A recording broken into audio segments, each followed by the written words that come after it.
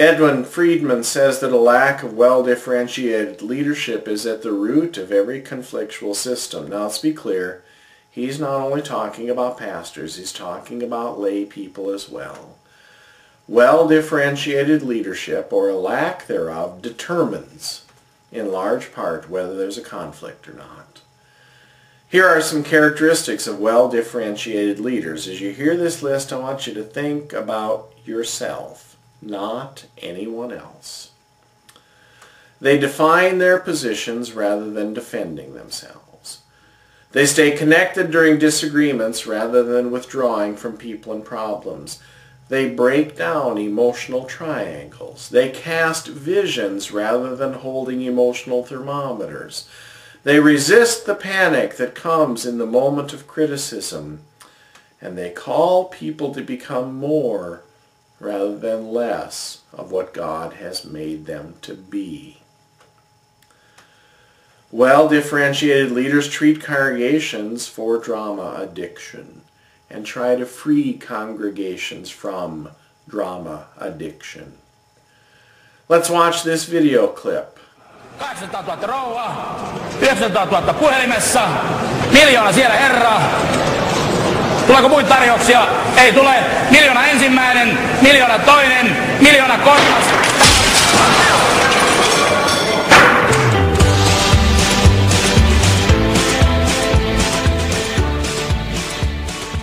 Conflicted congregations often thrive on internally focused drama rather than externally focused mission.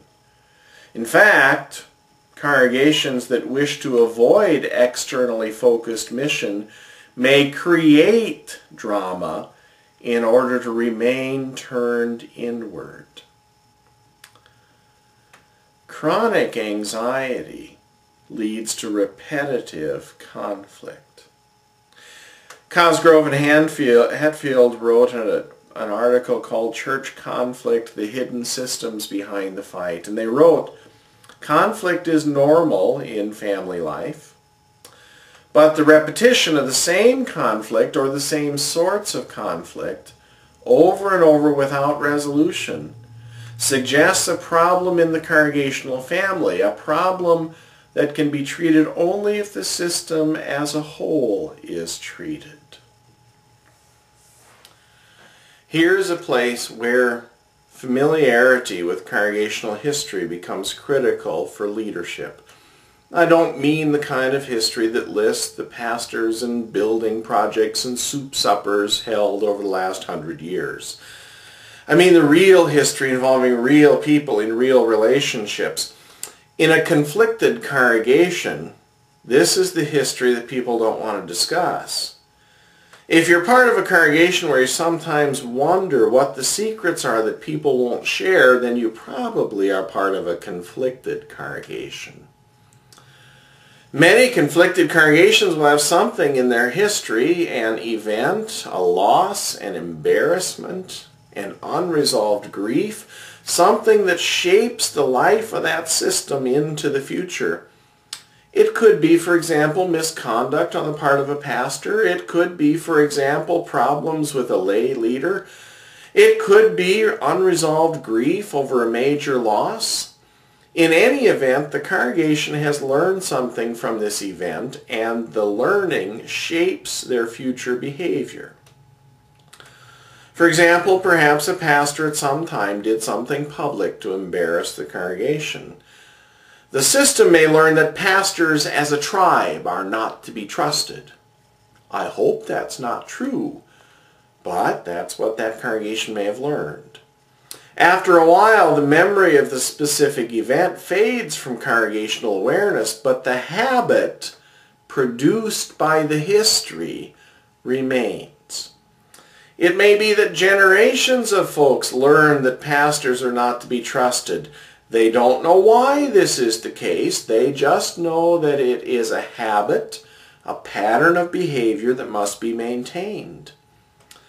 You can probably see how this reality produces systemic anxiety and repetitive conflict. In such a situation, the congregation will find a way to remove the pastor every so often, even if reasons must be manufactured. Conflicted congregations need to explore their own real history to look for such issues and then to let them go. That's not to say that there are not difficult people involved, and that removal of one or more of these people may result in changed relationship between the conflictors. But what really causes conflict to develop in the church is not the content concerns, not the events or issues. These may be legitimate, but what really causes the conflict is anxiety-inducing changes in church system. These kinds of changes provoke anxiety within members of the system and within the system itself. That anxiety produces a conflict that then identifies around an issue. In a church conflict, the real issue is rarely the issue that's being discussed. If the real issue can be resolved, then things get better. But often we try to fix the symptom, and the anxiety and the conflict remain. Well, now we can get a full coordinated picture of how different dimensions of congregational conflict fit together. Let's put all our lines of analysis so far top to bottom, and you can see how these ways of seeing congregational conflict support each other. This graphic representation makes clear the kinds of behaviors, choices, attitudes, and values that lead toward congregational health and away from congregational conflict. The right-hand side of the chart is other-directed, self-giving mission for the sake of Christ. That's the only real antidote to congregational conflict. In our final session, we'll talk about how to make plans for missional service in a congregation.